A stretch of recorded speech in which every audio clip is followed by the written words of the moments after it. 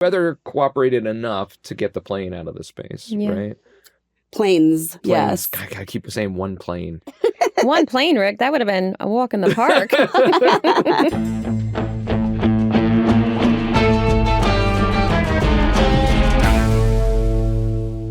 Hello, everyone, and welcome back to Season 2 of In the Unlikely Event. I'm your host, Rick Kiley, founder of Soho Experiential, a New York-based agency that has produced tens of thousands of events over the past 2 decades.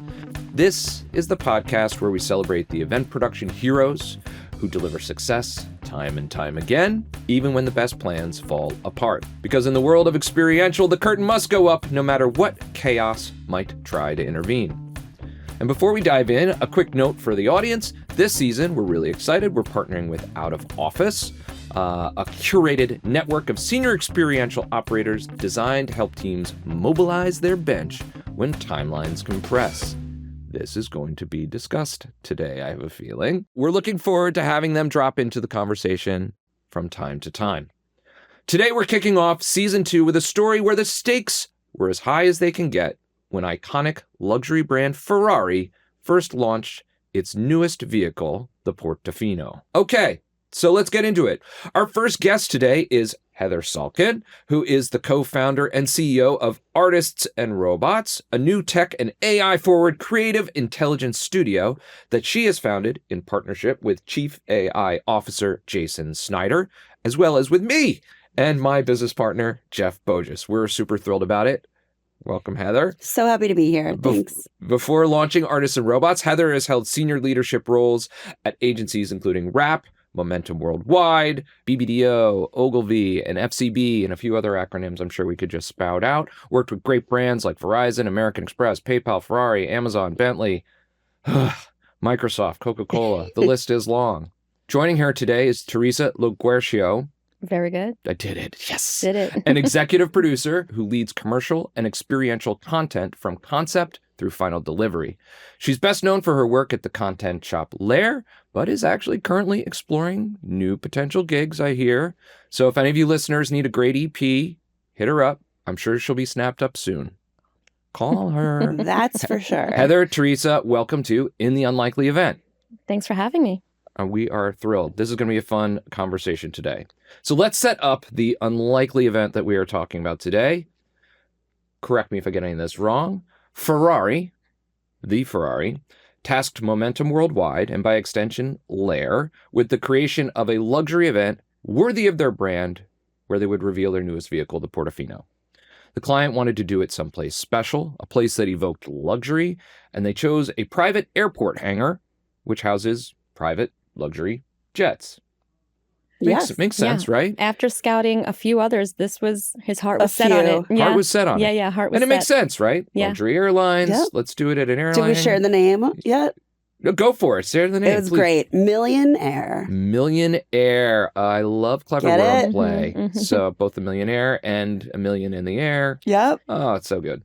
However, this space was a raw industrial aviation space. So that meant concrete floors. Yeah. It meant exposed steel. It meant being massively large. Mm-hmm.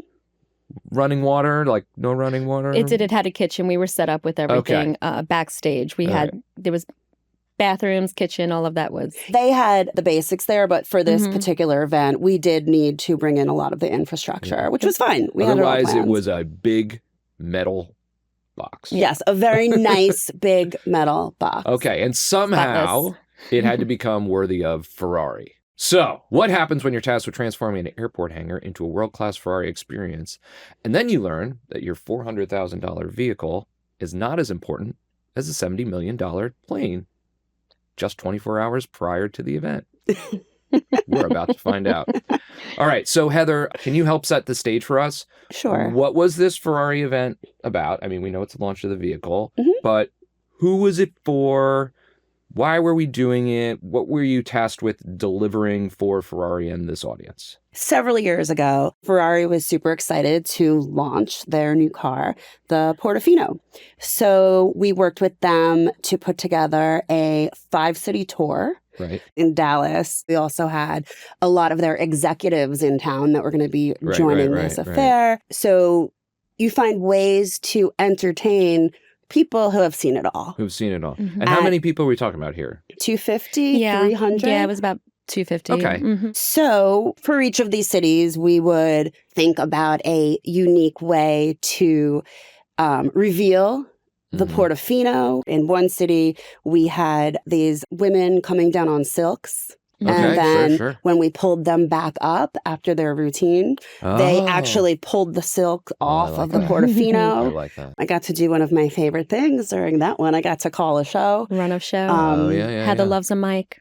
Yeah. Yeah, Rick might know that. A little bit of like stage manager in you from back in the old days. Just a little bit. Yeah, nice. I love it. I love theater backgrounds. Yeah. So in Dallas, yes, by the nature of this airport hangar, we were going to open up the huge doors of the hangar with the airplanes, back behind, the lights coming through, cue the fog, turn the lights down in the room, in come the headlights, hear the roar of the Portofino, and it comes in, you park it right where it's supposed to be. But something that was standard was the content that we created for the purpose of projecting on various large screens in each of these venues so that you would feel immersed as if you were driving in the Portofino through different landscapes. Got it. We had a soundscape that matched that moment, and we even had a scent sommelier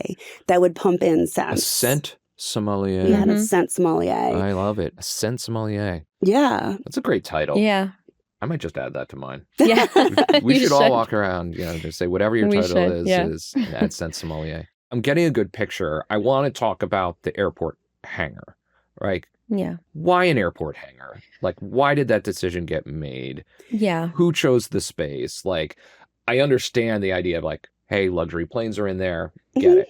But like, you said there were other options. How did we end up there? I mean, we did go looking. We scouted a lot of locations throughout Dallas, but our client had heard from a friend about the airport that he was flying in on, I believe. So it was something. As one does. So we were like, well, let's just go take a look at it. And as soon as we arrived, it gave us a lot of additional options. I don't think we were initially looking at, like the ability to showcase the cars outside, a red carpet, the airplanes kind of playing, also a prop in the background, elevating, the whole experience. Yeah, so. It was different. It told a really nice luxury story that matched well with the brand. Our client was super jazzed about it. He had a great instinct, and he was right. Great. Yeah.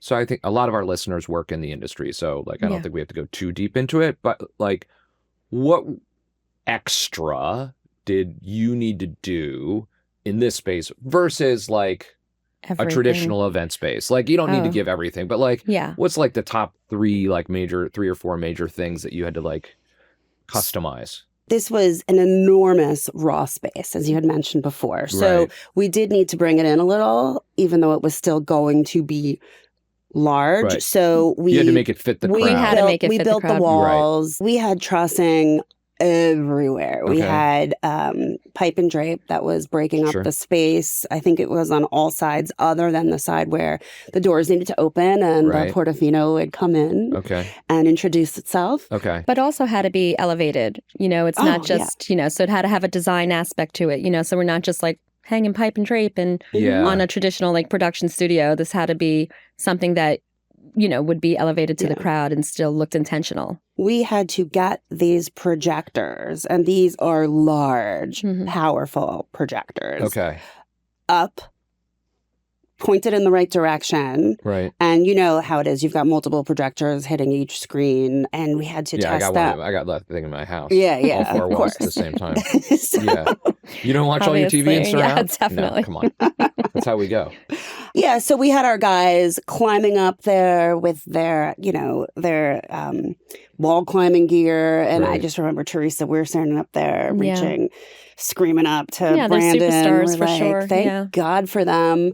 Everything's going great. We're getting the projectors up there. We're getting the Great. projection screens up there. We're getting all these walls separated so we could ultimately stay on schedule, which we did. Right. The acoustics, because in such a large space also, bringing it in, making it more intimate, the soundscape was an important part of the content. Right. So, yeah. It was easy breezy. We were working to plan. We just needed to get everything done by early morning, the day of. So we were working through the 2 days before. We were high-fiving. Through those nights so that by the next day could bring in all of like the tables and the decor and food and all that.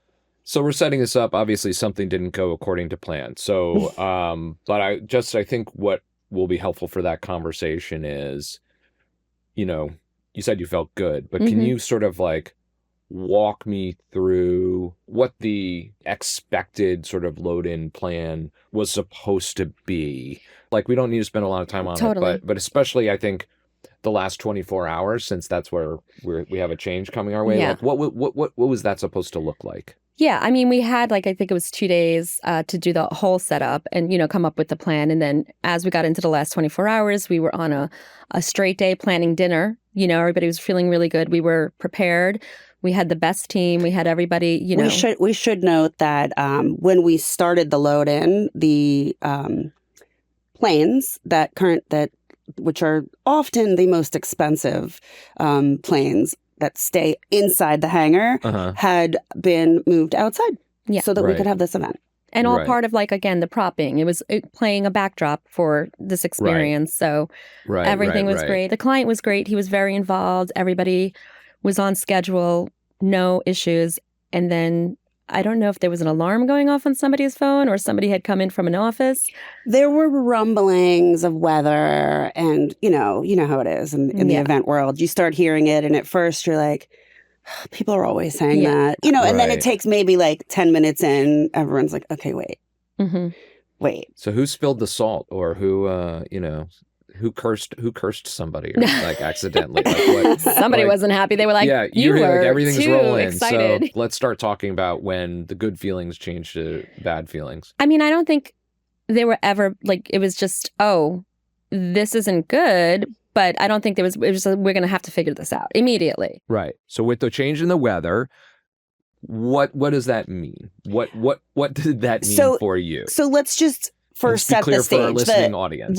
The 24 hours leading up to the event would entail us finishing up the physical setup of the immersive experience. Yes. We had the senior clients come in. We would take them through a run-through of the entire content experience, including the reveal of the vehicle. Got it. So all of the drama so that they could see the show. Right. And they can understand. So we were doing great. Right. At that point, we were going to head out, get ready for the next day, which would ultimately just be the finessing. And then that's when the F&B and whatever, all that would come in. So I would say... You found out about an incoming... Say late morning the day before or the rumblings. The first thing that we thought about was the fleet of Ferraris that were going to be coming in that would be set up outside and lit when the guests entered. Right. Set to be delivered that day. So we first focused on that. And then we hear from Millionaire that we need to open up those doors and certain very high-valued private jets would be making their way back into the hangar for the purpose of the hangar, which is to protect these $70 million airplanes. Okay. So I just want to say this again. So rain was coming. And rain. A tornado was coming with potential of hail, Rick. Thank you. Well, we got to get that out there. Set the scene. We're talking about cars showing up and planes moving, but we don't know why exactly. So we had a tornado coming. I thought it was just a bad thunderstorm. We have a tornado with hail coming. And if there's a tornado with hail and you own how expensive are these planes? $70 million airplane. North of. Yeah. You get to park it in your hangar. You're going to park it in your hangar. Okay. I remember doing a bit of research on these planes because, shocker, I wasn't as familiar with the nuances. But the hail could obviously damage the plane. Sure. The wind could have blown it off of whatever is holding it down. Okay. You can have broken cockpit windows. Sure. The list was pretty crazy, and it became apparent that the damage to a plane could be north of $1 million. Right. So we had to come up with a plan. Were you renting the space for $1 million? Probably less. Less. And production insurance, I don't think we're act of God is covered. So, all right. So then you find out these planes have to be parked back in your hangar. The hangar that you've been building out. I believe it was 2 planes. 2 planes. 2 planes? Oh yeah, it was more. It was multiple planes. Oh yeah. 3 planes. 2 to 3 planes. But I mean, after the first one, it's guys, we're gonna have to pick a number here. What do we want? 45 planes had to go into this hangar. There were 2 of them that were jutting out into our space. Okay. I don't remember if there were others in the back that didn't affect us. Okay. Yeah. Planes need to come back into the hangar after you've built. Yeah. How much notice did you have that the planes were coming back in? I think that would depend upon who you were in the crew. There were definitely people that had no idea until it started happening. Yeah. Right. So I know that we started moving some of those temporary walls and trussing up. I think we might have even shown you some of those photos where you can see it's just pulling it up and away. At one point we had the cockpit or the nose of the plane peeking out into the space. From behind the curtain. Yeah. Yeah. Yeah. That's cute. So so I would say, Theresa, we probably found out maybe a half an hour before it happened. Yeah. But there wasn't a lot of lead time. Notice, and this was We're bringing the planes in, guys. Yeah. Make it happen. So this was about 24 hours before like the showtime. Yes. I remember this because we had to push the client walkthrough or rehearsal much later into the evening. Yeah. Okay. And you mentioned, we talked about this before, you had actually built everything. So in order for the plane to go in there, you actually had to take shit apart. We had to disassemble that area, essentially. That wall that we built that had to get disassembled. Mm-hmm. Mm-hmm. We've disassembled the area. We've now have to make all of our adjustments on the fly. You just mentioned one of them being, we were supposed to do our final walkthrough with the client. That got pushed back. So like, what were the changes that you had to make to the timeline?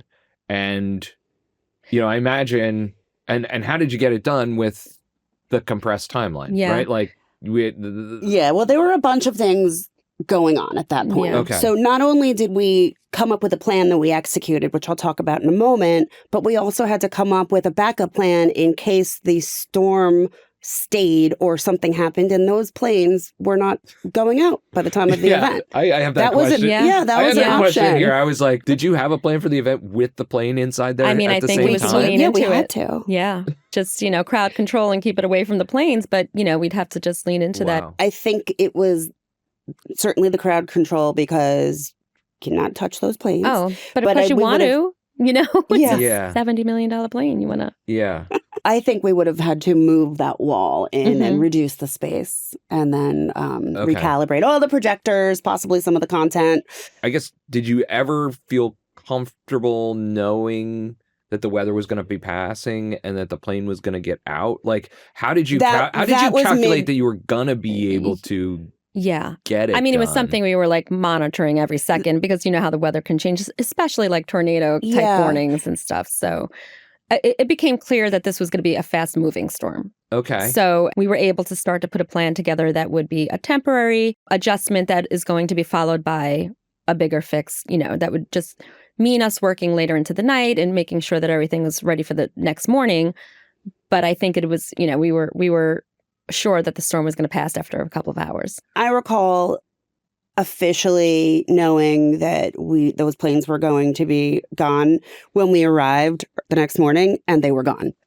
Okay. So that to me was the best sign. Okay. So that's when you know for sure. Yeah. Because you also need the right people there to move those planes. That was certainly not going to be Theresa or I. Pilots, right? Yeah. I mean, you don't have your pilot's license? I always say that not part of the deal? If you work in production, you can do anything. Yeah. So we could have. All right. I'd love to see that. We did have members of our team who were authorized to drive the Ferraris, including some that were vintage. So, I mean, but yeah, we didn't have a pilot. No pilot? No $70 million plane movers. What did the client know? You know, like, were they, like, you said you had this thing that was scheduled and you had to move it till later in the night. So obviously they were aware of what's going on. Were you fully transparent the whole time? Were they supportive the whole like, were they good partners, bad partners? Amazing were partners. people pissed off? Like, what happened there? No, he was great. He was collaborative from the beginning. He was with us, rolled up his sleeves, you know, laughed when there was something to laugh at. I will say, luckily, like in Dallas, it's a great place for crew. Like, they have a lot of events and corporate type events. So we were able to have like a secondary crew come in so that we're not like, you know, our guys aren't getting too tired and they could be ready for the, you know, the day of. Do you remember we had to pivot as well with our fog? Yeah. So we were using fog machines, which I believe we use in some of the other cities. They work great, but not when you have private jets inside a hangar, because there can be film that will... And on the floor too, like the concrete floor. You aren't allowed to use fog in an airline hangar. Right. Yeah. I mean, you should know that. Because I didn't know that. Okay. Well, you're welcome. You do now. Okay, cool. And so, Yeah, we pivoted to dry ice. Yeah. Thankfully, we had a fog expert on the team. And I think there was like a limited supply of dried ice in Dallas. Okay. I mean, who would ever know this if you weren't running around for this purpose? Right. So we had crew members and PAs running around trying to gather all of the dry ice possible. One, for the night before for the rescheduled rehearsal. Okay. And two, for the next day. Right. Because we're just going to use it. Yeah. So we had to be very delicate with our eyes. Yeah.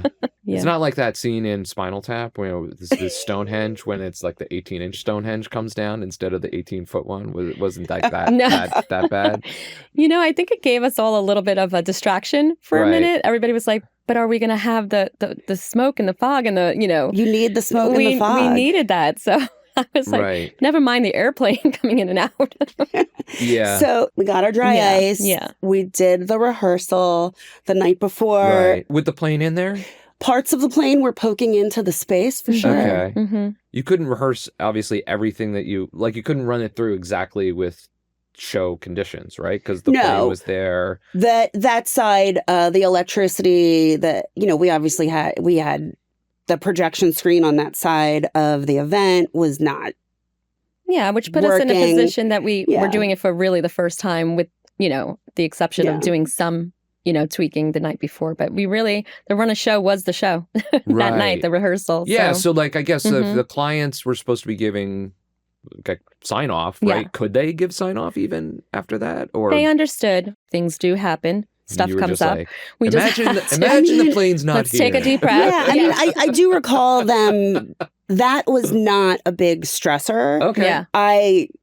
We have been in other situations that were certainly not as critical. Right. Where we had a lot more stress and clients who were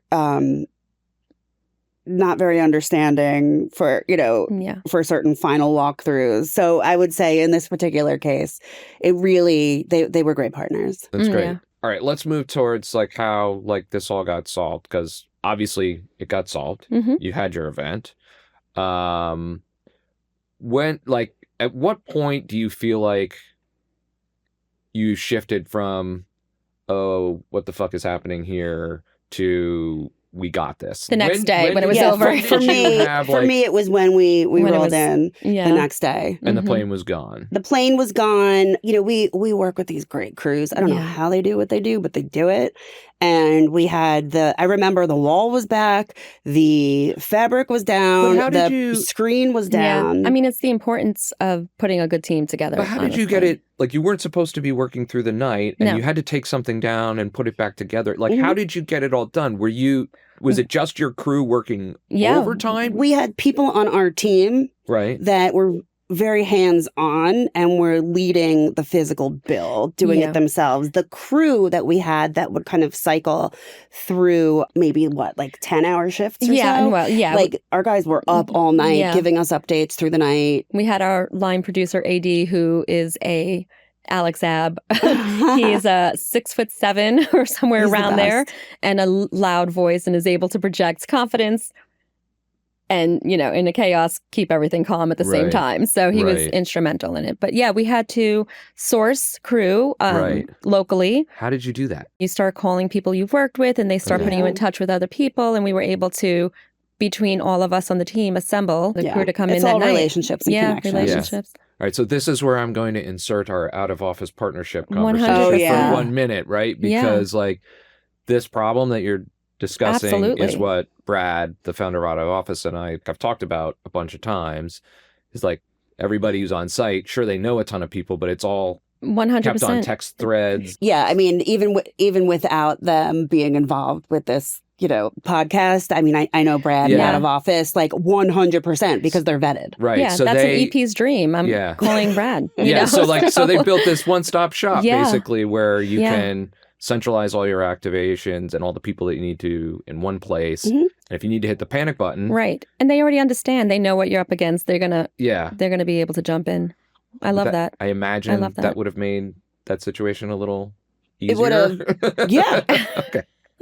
Okay. So for those of you who are working in events, especially at the 11th hour, need some extra hands or whatever, check out liveoutofoffice.com. They're great. They're a great partner. And can come through in a pinch. And they are national? Other times too. Oh, yeah. I love that. Yeah.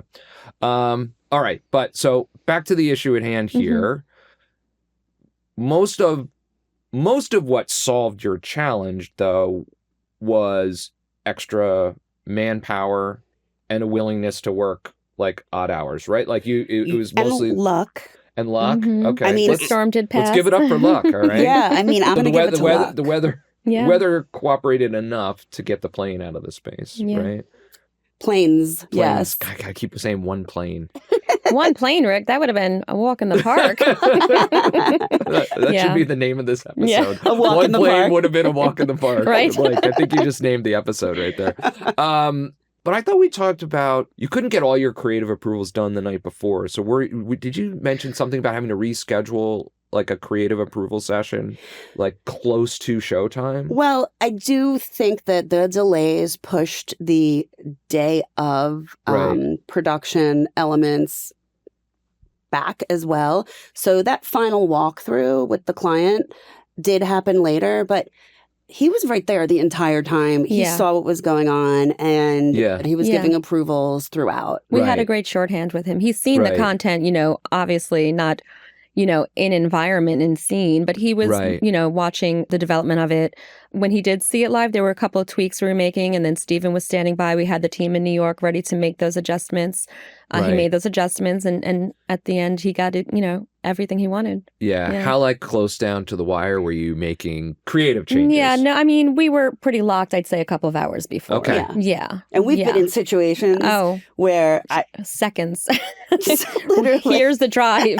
I've had presentations decked being edited mid-presentation. So I know what you're talking about. Oh, yeah. So then we put out the bat signal. We got the extra crew. We got the people on site. Walk me through the compressed timeline of the final day and how you got it done. So the plane, you show up in the morning. Plane's gone. Hooray. Okay. Yeah. High-fiving again. But you got to put everything back together. Yeah. Yep. Not everything, just the sections that we kind of had to break down. Exactly. Yeah. But I think that we had our musical talent come in earlier so we could rehearse different points when it's all about the reveal. Right. Yeah. At these events. Yeah. So she was a big part of the reveal. Yeah. Okay. With her violin. So I remember she came in. She was great. We couldn't have her the night before with all of, the trussing coming down and going up and, being reimagined. So she was great. She came in.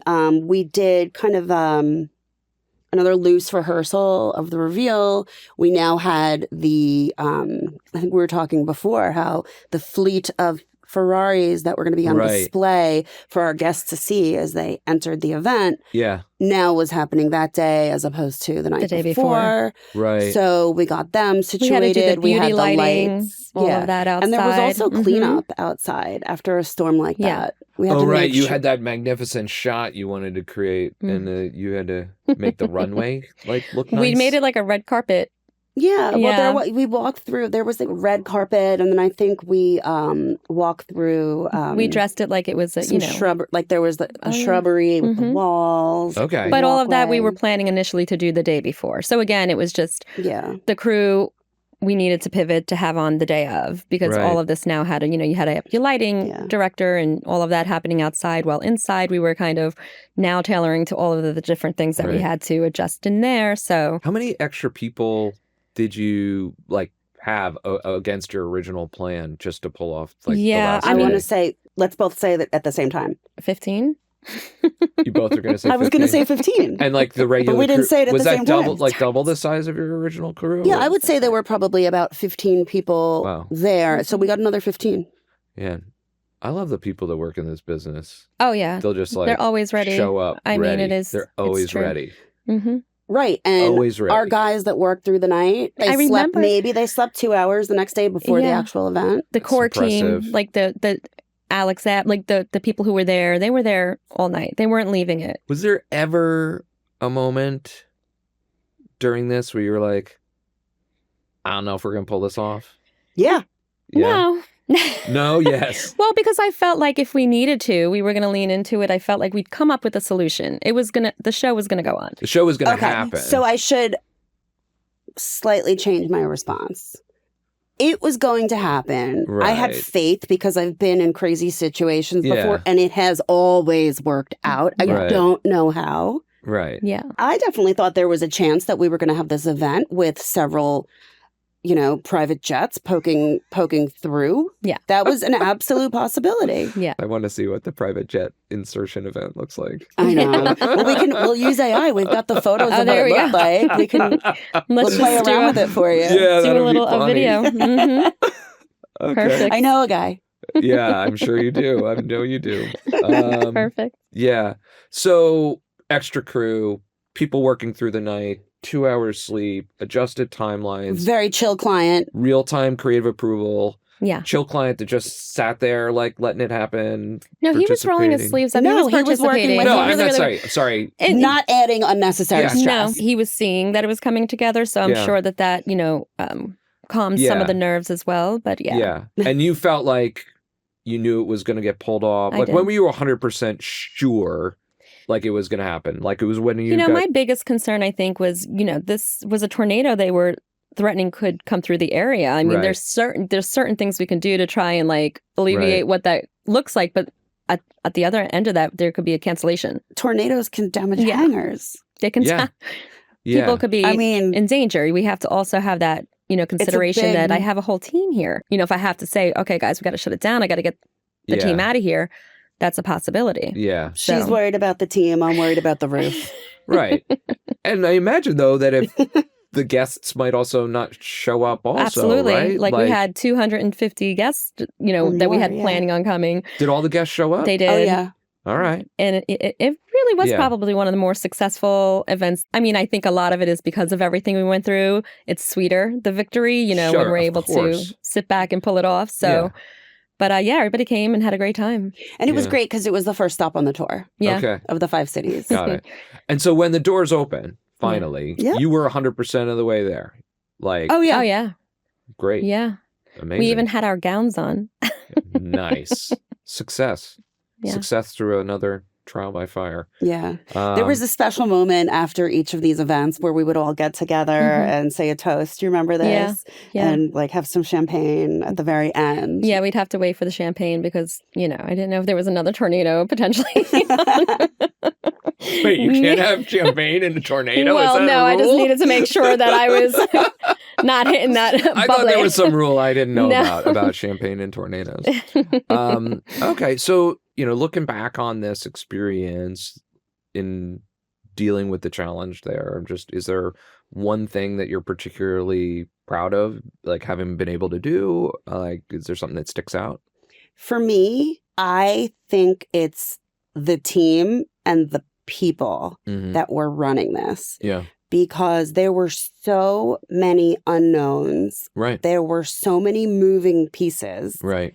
And if this team did not work together, right, and everybody showed their strengths in the way that they did, I don't think this would have, I mean, maybe it would have pulled off, maybe it would have wouldn't happened. have had the same feeling. But it wouldn't have happened in the way that it happened when we went live with the event the next day. Got it. And again, I just think about our team and they're back up there, repositioning the projectors back, like, I mean, I just have this vision of them climbing up there with their gear and like. And, I think that was important too. We weren't dictating schedule and what's going to happen, from the sidelines.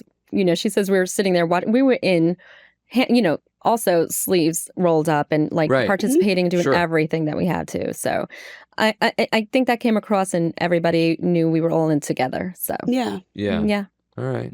Any lesson specific to this experience that you like always check the weather? Like, look at the fine print. No. Download the tornado finder. But is there any lesson like from this experience in specific that you take with you, keep with you today? Well, if I was a Monday morning quarterback, which I can't really say anymore because aren't there Monday games now? Yeah, it's Tuesday morning quarterback. Thank you. Yeah. If I were a Tuesday morning quarterback, then I would say, next time you are going to have an event in a private airport hangar, I think you should model out what the event would look like if several of their most valuable planes were to come back into the hangar during the event. Right. Yeah. Right. That's really a good great lesson. learning. Maybe not figure that out on the fly. See what I did there? Yeah, on the fly. I like that, on the fly. Ooh, these are the jokes, people. Yeah. Yeah. Don't give her a mic. Yeah. Anything different for you? No, I mean, I think there are always going to be something that can come up, and just making sure that we all sit down and say, if this happens, what if? Like, what does that look like? So, yeah. Well, it's amazing. It's always the same lesson. Yeah. Like planning for as many different contingencies you can think of. And this one, like, seems like the thought that the plane might actually have to be inside didn't occur to everybody. Because I think and then when you think weather, right, or a weather delay or something like that, you're thinking outside. So I think a little bit, we were like, oh, wait, we have to have a weather concern and it's not outside. Right. So, yeah. But I just find it interesting that, like, in this business, we've all been in this business a while. Sorry, aging ourselves, but I've been doing this for over 20 years, right? Yeah, same. Like, even though you plan for what seems like every possibility, it always seems like there's a new possibility. Oh, yeah. Like, I can't believe that we haven't thought of everything by now. Right. Like, there's always something new and something unexpected, which is fucking nuts. Yeah. And we're nuts because we keep doing it because we love that. So it's a certain type of person that works in this industry. So you're bringing us to the closing question we ask everybody, which is, why, after the weather, the plane, the craziness, the potential for tornadoes and the late night and all that stuff, I imagine it's also not the only time this type of thing has ever happened to you. Like, why do you keep working in this? We touched on this. It's the people. It's the teams that we're building. It's the relationships. I don't think there's another industry where you're working with so many different people across so many different projects. Right. And forming these kinds of relationships that, I carry with me still to this day. I know all those producers. We talk, we laugh. It's just... You just ran into one down the street. Just down the street walking. He's like, hey, so it's just... it's special. We all come together for the love of the industry, knowing that there's something a little bit off with us because of that. Yeah. But collectively, we're creating and we're doing it, together. And, I've always cherished that. There's certainly an adrenaline component to it. I mean, that's not a surprise. Little dopamine fix. I recall years ago stepping away from the events and taking a new role and missing it, and there was this almost feeling of like feeling down, like was that it? Am I done with am I never gonna do that again? Is that the biggest thing I'm ever going to do? Is that the biggest problem I'm ever going to solve? Right. Well, that's depressing. Yeah. You know, I've heard similar things before. There's the adrenaline junkie piece, I think, is there for a lot of us. And I like what you said, Theresa, about the people. I think there's using a metaphor, like comparing it to being like in the battlefield isn't fair, right? Like, I'm not trying to compare it to like being in the military and fighting alongside with someone, but when you go through an experience like that where everyone really needs to pull together, you're bonded against long odds and really need to rely on each other in order to pull something off. Like that does create a special moment and a tie that I think is unbreakable. You know, that's I think that's great and neat. There's something so unique too about people who thrive and enjoy this industry. And a lot of it is working without an ego. Oh, yeah. Because it's a different kind of ego. Okay. But I'm talking about when you're we have to say that we can do this shit. Yeah. Like that requires a different kind of ego. I'm saying when it comes to you've got all of these people who are trying to solve a problem, and in many cases it's heroic work. Yeah, no, I agree. And having multiple people with multiple ideas, like, and everyone just working together, just figuring out what the best idea is, and no one needing to take credit, and no one needing to tell everyone how great they were, and everyone knew, like, that's not always the case. No, so that's a great team when you have that. It's necessary. Yeah, that's awesome. Really good stuff. Yeah, that was great. Thanks for being here. I'm gonna wrap it up here with this little like soliloquy that I wrote here. The Ferrari brand is synonymous with luxury and precise engineering. Unfortunately, the industry we work in, experiential marketing, is engineered for chaos. Ooh. You like that? I do. Unpredictability is at the core of experiential marketing. Success isn't achieved through execution in ideal conditions. It's attained through expert problem solving, navigating the challenges that always arise. Heather and Theresa didn't just engineer a fantastic Ferrari event. Go ahead, high five each other. Do it. You know, I love my high five. They stayed nimble, adjusted in real time, and did what event pros do, deliver a fantastic result, even in the toughest of circumstances. Heather, Theresa, thank you so much for joining us. Thank you. Thank you, Rick. This has been our episode for today, so please tune in next time when the next unlikely thing goes surprisingly right. I'm Rick Kiley, and this has been In the Unlikely Event. Thanks for listening to In the Unlikely Event, where we unpack the moments that went wrong and celebrate the people who made them right. If you enjoyed today's episode, make sure to subscribe on YouTube, Spotify, Apple Podcasts, or wherever you listen. And hey, while you're at it, drop us a review or share this episode with a fellow event pro who's been through their own little disaster. You can catch more great content by following Unlikely Event on YouTube, Unlikely Event Pod on Instagram and TikTok, and Soho EXP on LinkedIn. I'm Rick Kiley, and I'll see you next time, right here on In the Unlikely Event.